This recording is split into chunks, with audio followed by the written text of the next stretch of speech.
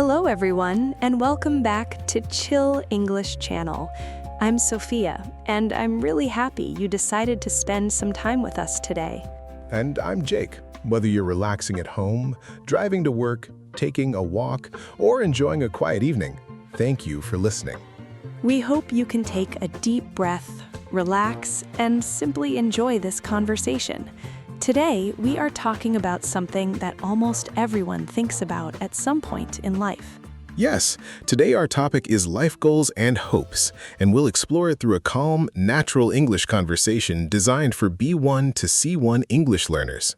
We'll speak clearly and naturally using real English expressions that you might hear in everyday conversations. And remember, you don't have to understand every single word.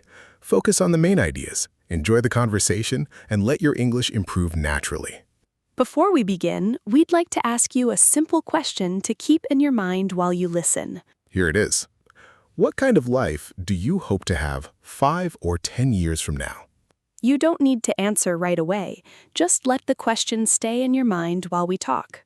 Maybe you hope to have a job that makes you feel proud. Maybe you hope to have stronger relationships with your family or friends.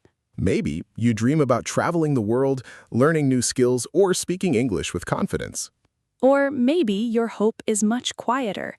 Perhaps you simply want a peaceful life with less stress and more balance. Whatever your answer is, it matters because our hopes often guide the choices we make every day. Today, we're going to talk about hopes and goals together because they often support each other. Hope gives us a reason to keep moving, while goals give us something practical to work toward. Hope is often emotional. It lives in your heart. A goal is more concrete. It lives in your calendar, your notebook, and your daily actions. When hope and action work together, life starts to feel more meaningful. Even small actions become important because they connect today's effort with tomorrow's possibilities. Jake, before we go deeper, I'd like to ask you something personal. Go ahead, I'm ready. When you were younger, how did you imagine your future? That's an interesting question. When I was a teenager, I imagined becoming someone who traveled constantly. Really? What made you interested in traveling so much? I loved watching documentaries and reading stories about different cultures. Every country seemed like a completely different world. Did you imagine yourself carrying a backpack and visiting dozens of countries? Exactly. In my imagination, I was always at an airport with a passport full of stamps. It sounded very exciting. That image feels very familiar. I think many people have imagined something similar. The funny part is that I thought traveling would solve every problem in my life. That's something many young people believe. Yes, I imagined that every day would be perfect if I were somewhere new. And what do you think now? I still enjoy traveling, but I realize that happiness doesn't automatically come from changing places. That's a valuable lesson. Now I think your daily habits matter much more than your location. I completely agree. A beautiful city cannot replace inner peace. Exactly. If you're always stressed, you'll probably stay stressed no matter where you are. That's a thoughtful observation. What about you, Sophia? How did you picture your future when you were younger? Mine changed many times. At one point, I wanted to become an architect because I loved drawing buildings. Really? I didn't know that. Yes, I spent hours designing imaginary houses on paper. Were they realistic? Not at all. Most of them had huge windows, secret rooms, and indoor waterfalls. That sounds more like a movie than a real house. Probably. I think I forgot about practical things like plumbing and electricity. Those small details are surprisingly important. Apparently they are. So what happened to that dream? Over time, I discovered that what I enjoyed most wasn't drawing buildings, it was helping people learn and communicate. That's interesting because the dream changed, but the creative part stayed. Exactly. I still enjoy creating things, they're just different kinds of creations now. I think that's something many people experience. Yes, sometimes our goals change, but our values stay surprisingly similar. That's an important distinction. Let's explain something that often confuses people. Good idea. Many people think changing your goals means you failed. But that's not necessarily true. Sometimes changing direction simply means you've learned more about yourself. Life gives us new experiences, and those experiences naturally change what we want. Imagine someone who dreamed about becoming a lawyer but later discovered they love teaching. That doesn't mean the first dream was a mistake. Exactly. It was simply one chapter of their journey. Every experience teaches us something valuable, even if we eventually choose a different path. So when we talk about hopes today, we're not saying they must stay exactly the same forever. Hopes can grow, evolve, and become clearer over time. That's actually one of the beautiful parts of life. Because we're constantly learning who we are. Let's think about the word hope. Hope is a very gentle word. It isn't as strong or demanding as a goal. Hope leaves room for possibility. You can hope to become healthier. You can hope to build stronger friendships. You can hope to feel more confident speaking English. You can hope to wake up each morning feeling excited about your work. These hopes don't create pressure. Instead, they create direction. That's why hope is so powerful. It reminds us that the future doesn't have to look exactly like the present. Now, let's compare that with goals.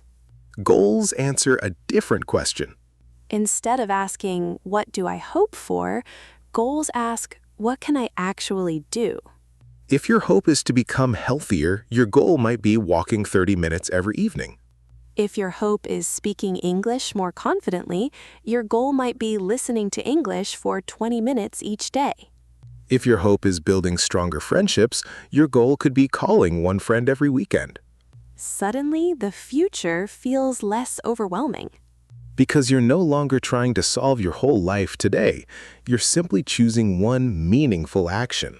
And meaningful actions become habits. Habits slowly become part of your identity. One day, you realize you're no longer pretending to become that person. You already are becoming that person. I really like that idea because identity grows quietly. Yes, we often expect dramatic changes. But most lasting changes happen almost invisibly. You don't suddenly become confident overnight. Confidence usually grows through hundreds of small experiences. The same is true for patience And kindness. and discipline.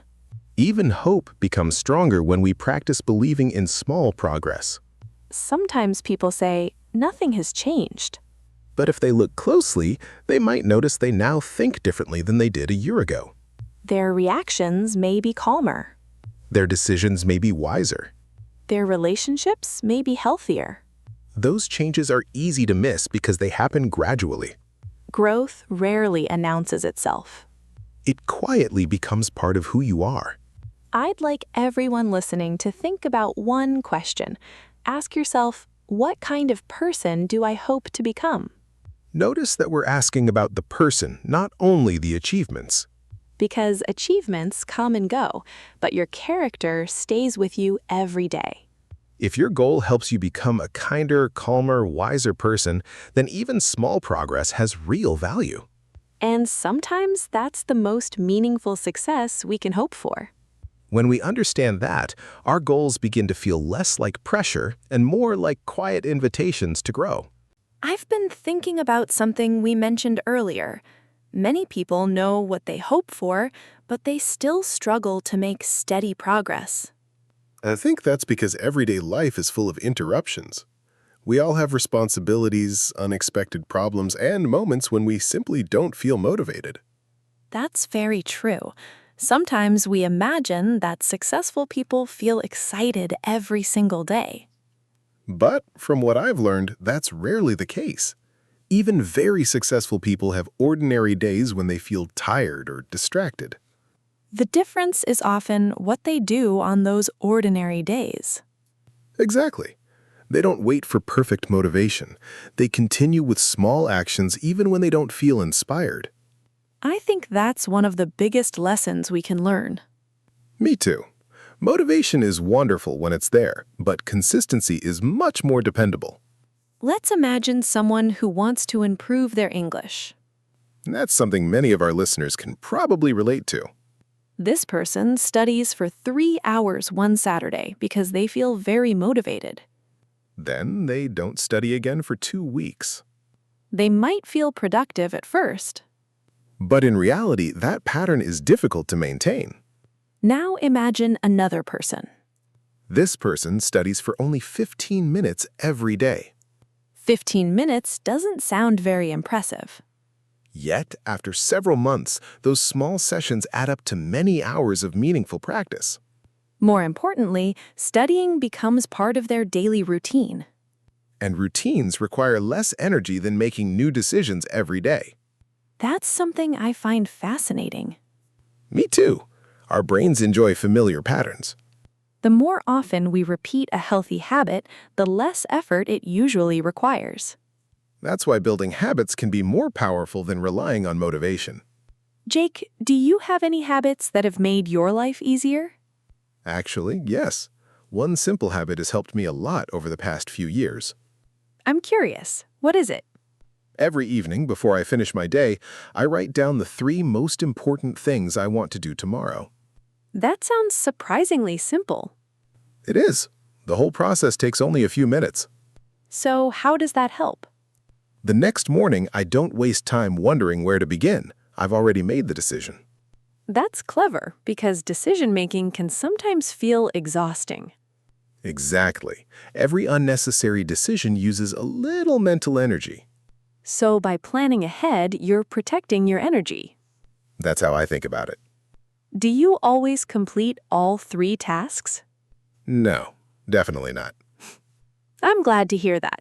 It makes you sound much more human. Thank you, I think. What happens if you don't finish everything? I simply move the unfinished task to another day if it's still important. So you don't criticize yourself? I try not to. Being overly critical usually doesn't improve the situation. That's an important point. I think many people confuse discipline with being harsh. Yes, but they're not the same thing. Discipline is about continuing. Being harsh is about punishment. One helps us grow. The other often makes us feel discouraged.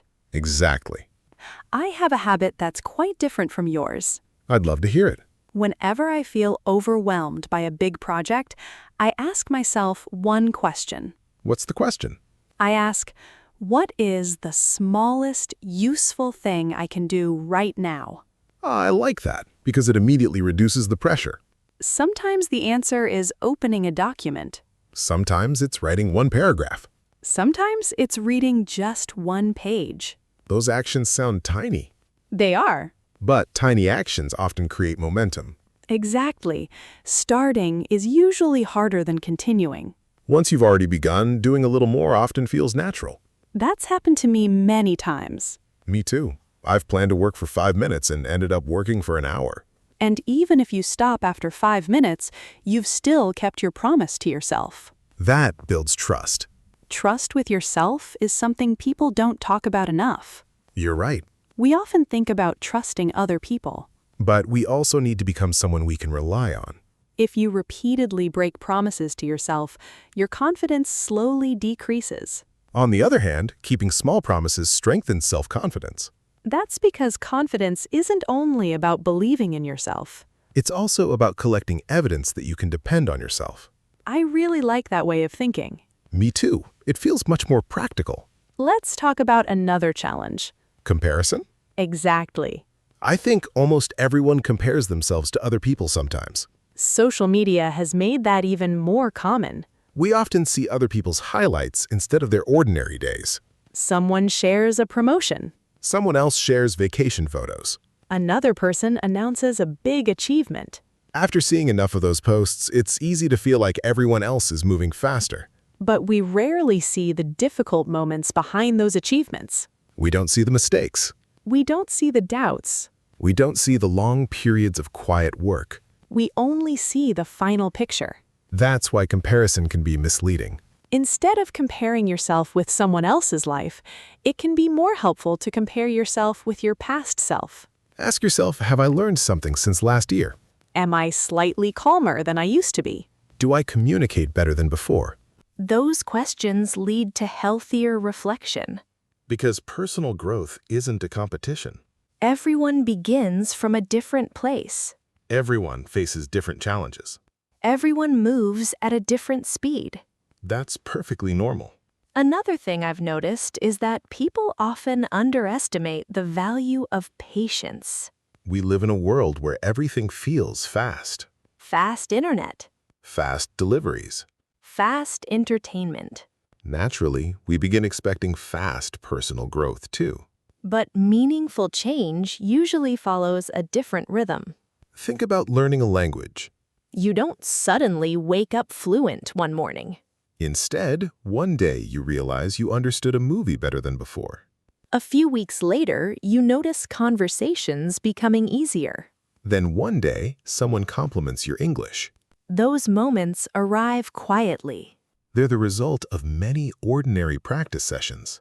I think the same is true for almost every meaningful skill. Playing an instrument, Learning to cook, becoming physically stronger. building healthy relationships. They all require patience. Sometimes patience feels difficult because we can't immediately see progress. That's true. Imagine planting a tree. For quite a while, nothing dramatic seems to happen. Yet beneath the surface, the roots are growing. Personal growth often works the same way. We may not notice changes every single day. But over months or years, those small changes become remarkable. I'd also like to talk about celebrating progress. That's something many people forget to do. We achieve one goal. Then we immediately focus on the next one. We rarely stop to appreciate how far we've come. Celebration doesn't have to be something expensive or dramatic. Sometimes it's simply taking a quiet moment to say, I'm proud that I kept going. Or enjoying a peaceful cup of coffee after finishing an important task. Those small celebrations remind us that progress deserves recognition. They also make the journey more enjoyable. Because if we only allow ourselves to feel happy after reaching the final destination, we might spend years forgetting to enjoy the present. That's a sad way to live. Life isn't only about arriving somewhere. It's also about appreciating who we're becoming along the way. So if you're listening today and you feel like your goals are still far away, don't be discouraged. Ask yourself a simpler question instead. What small action would make today slightly better than yesterday?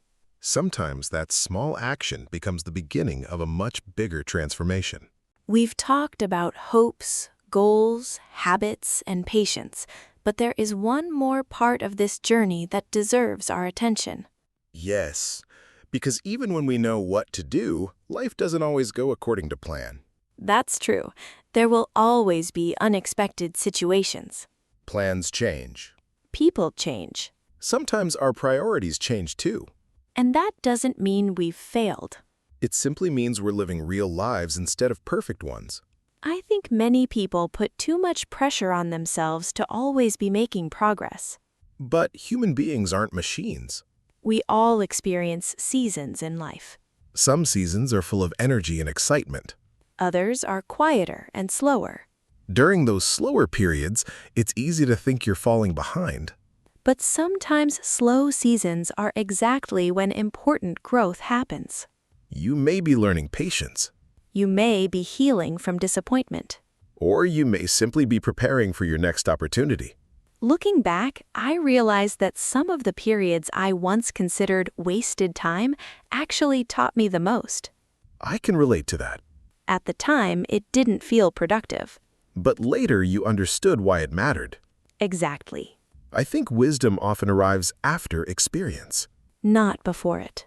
That's one reason we shouldn't judge ourselves too quickly. I also believe it's important to stay curious. Curiosity makes life feel lighter.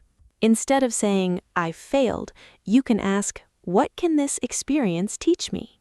That small change in perspective can completely change how you feel. Instead of seeing mistakes as proof that you're incapable, You begin seeing them as information. information helps us improve. Shame usually keeps us stuck. That's why being kind to yourself isn't a weakness. It's often the smartest way to keep moving forward. Jake, has there ever been a goal you didn't achieve? Oh, many. I appreciate your honesty. One example comes to mind immediately. Tell us about it. A few years ago, I wanted to learn a musical instrument. That sounds like a wonderful goal. It was. I imagined myself playing beautiful songs after just a few months. Let me guess, reality was different. Very different. What happened? I discovered that learning even simple songs required much more patience than I expected. Did you become frustrated? At first, yes. That's understandable. Every mistake made me think I wasn't talented enough. But something changed? Yes. One teacher gave me very simple advice. What did they say? They said, stop comparing today's performance with your ideal future. Compare it with last month's performance. That's beautiful advice. It completely changed my attitude. Because the improvement became visible. Exactly. I realized I actually was getting better. Just more slowly than I'd imagined. Since then, I've tried to use that idea in many areas of life. I think that's a lesson worth remembering. Progress isn't always dramatic. Sometimes it's almost invisible until you look back. Sophia, do you have a similar experience? Yes, actually. I'd love to hear it. There was a time when I believed I needed everything to be perfect before I started a project. That's something many people struggle with. I spent so much time planning that I barely made any progress. Perfectionism can feel productive even when it isn't. Exactly. So what helped you change? One day, I decided that an imperfect beginning was better than a perfect idea that never became real. That's a powerful realization.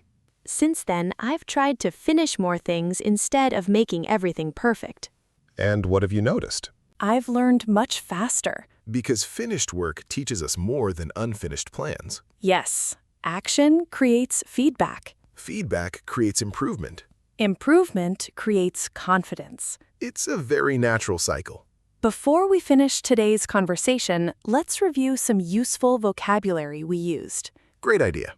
The first word is routine. Routine is something you do regularly, often at the same time or in the same way. For example, reading before bed is part of my evening routine. Another useful word is momentum. Momentum means making steady progress that becomes easier to continue. For example, after studying every day for 2 weeks, I gained momentum. We also used the word perspective. Perspective means the way you look at or understand a situation. You can say, travel gave me a new perspective on life. Another important word is curiosity. Curiosity is the desire to learn, discover, or understand something new. Curious people often continue learning throughout their lives. We also talked about reflection. Reflection means thinking carefully about your experiences so you can understand them better. For example, keeping a journal helps me reflect on my week. Another useful word is encouragement. Encouragement is support that gives someone confidence to continue. Even one kind sentence can provide a lot of encouragement. We also used the word adapt. Adapt means changing your approach when circumstances change. Life becomes easier when we learn to adapt instead of resisting every change. Finally, let's remember the word balance. Balance means giving appropriate time and attention to different parts of your life. Work is important, but rest, relationships, and health matter too. If you'd like to practice your English, try making one sentence with each of these words. You'll remember vocabulary much better when you connect it with your own experiences. Before we say goodbye, we'd like to leave you with one final question. Imagine yourself 1 year from today. Not a perfect version of yourself. Just a slightly wiser, kinder, and more confident version. What small habit, if you started today, could help that future version of you? It doesn't have to be something dramatic. Maybe it's reading for 10 minutes each day. Maybe it's practicing English while drinking your morning coffee. Maybe it's taking a short walk without looking at your phone. Or maybe it's simply reminding yourself that progress doesn't have to be perfect. Whatever your answer is, remember that meaningful lives are usually built one ordinary day at a time. The future isn't created by one huge decision. It's created by many small choices that seem almost unimportant in the moment. Yet those choices slowly shape the person you become. If today's conversation gave you something to think about, we'd love to hear from you. Tell us in the comments where you're listening from and what hope you're carrying with you these days. You can write something simple like, I'm Maria from Brazil, and I hope to become more confident speaking English. Or, I'm Ahmed from Egypt, and my goal is to read one English article every day. Every comment is another chance to practice English and connect with learners from around the world. And we truly enjoy reading your stories. Thank you for sharing this peaceful conversation with us today. We hope you leave feeling a little calmer, a little more hopeful, and a little more confident. Be patient with yourself. Keep learning, and remember that every small step has value. Until next time, take care of yourself, keep practicing your English, and never stop believing that small daily actions can create a meaningful life.